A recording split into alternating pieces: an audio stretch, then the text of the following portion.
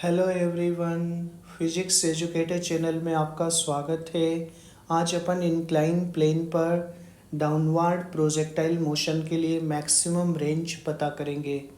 यहाँ पर अपने को एक इंक्लाइन प्लेन दिया हुआ है जिसका हॉरिजॉन्टल से इंक्लाइनेशन दिया हुआ है अल्फ़ा।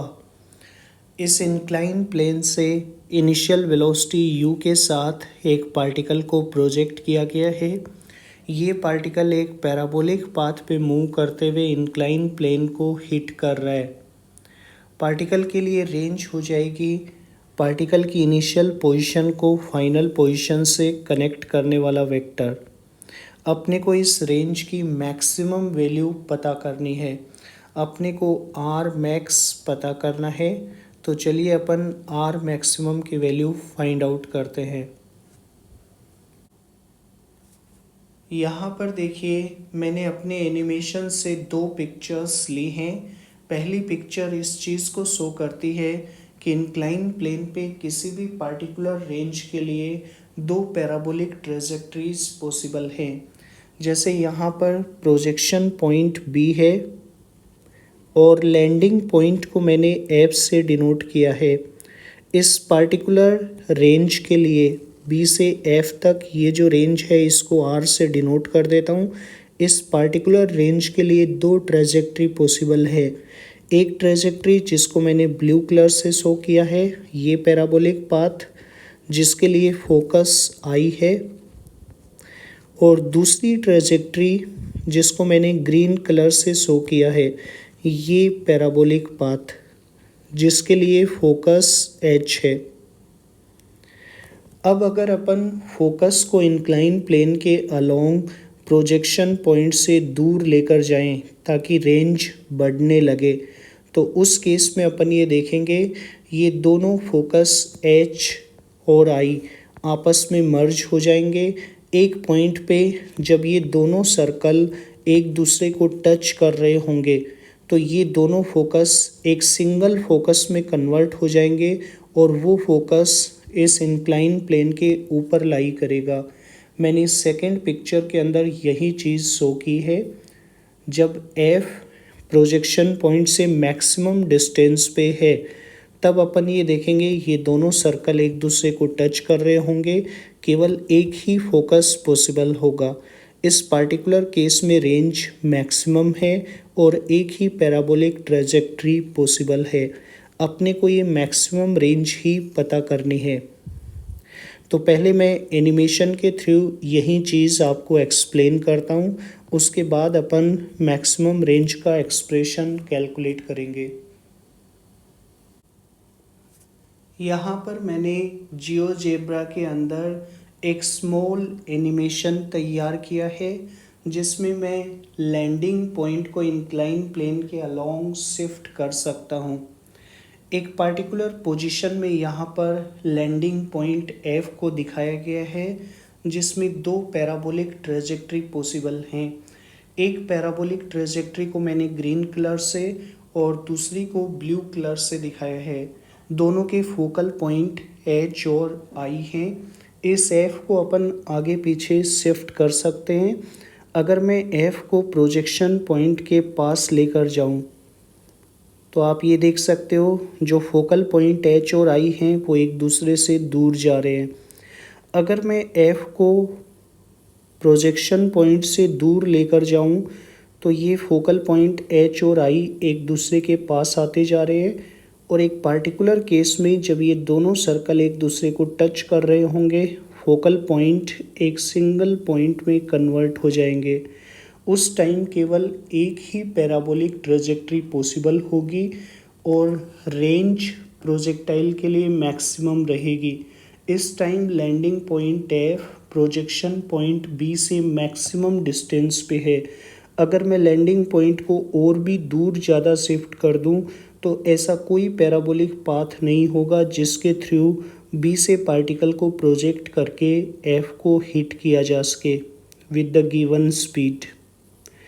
तो इस एनिमेशन के थ्रू अपन ये चीज़ क्लियरली देख सकते हैं।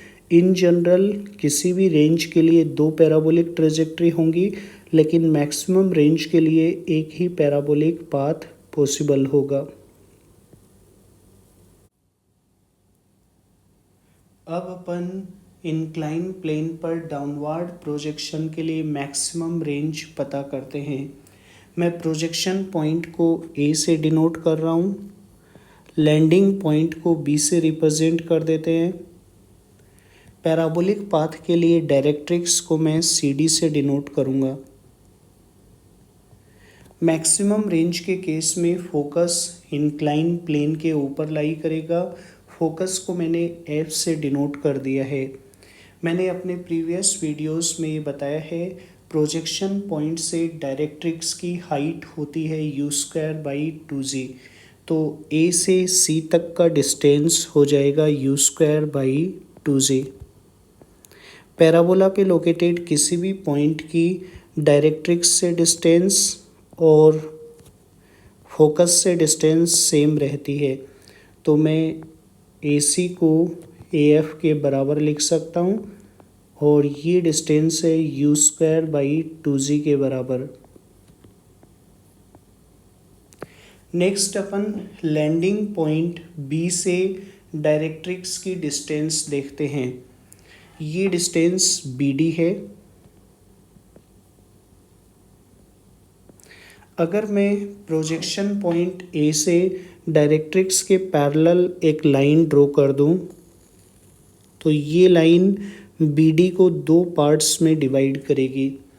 ये लेंथ तो u²/2g के ही बराबर होगी।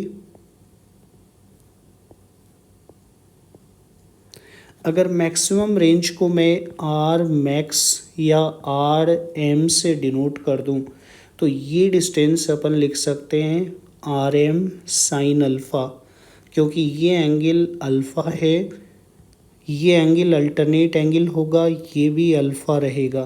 तो इस राइट एंगल ट्राइंगल में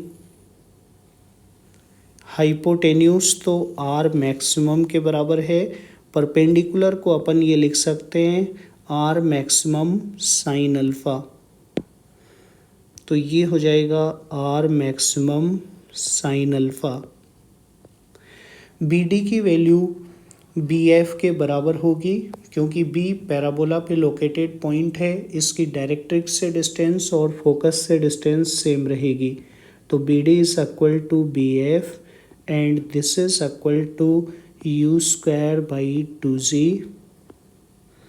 plus R maximum into sine alpha. अब देखिए, जो मैक्सिमम रेंज है AB, उसको अपन ये लिख सकते हैं, this is equal to AF plus FB। AF की वैल्यू तो हो जाएगी u²/2g के बराबर, तो AF की जगह तो रख देते हैं u²/2g, FB की जगह रखेंगे u²/2g plus R maximum into sine alpha. R maximum वाली टर्म्स को एक तरफ लिख लेते हैं, तो अपने पास ही आ जाएगा R maximum into 1 minus sine alpha is equal to u²/g। यानी R मैक्सिमम की वैल्यू ये आएगी, this is equal to u²/g into 1 minus sine alpha. ये इंक्लाइन प्लेन पर डाउनवर्ड प्रोजेक्शन के लिए मैक्सिमम रेंज हो जाएगी। तो दोस्तों, मैं आशा करता हूँ आपको आज का वीडियो पसंद आया होगा। अगर आपको ये वीडियो अच्छा लगे तो please like, share and subscribe.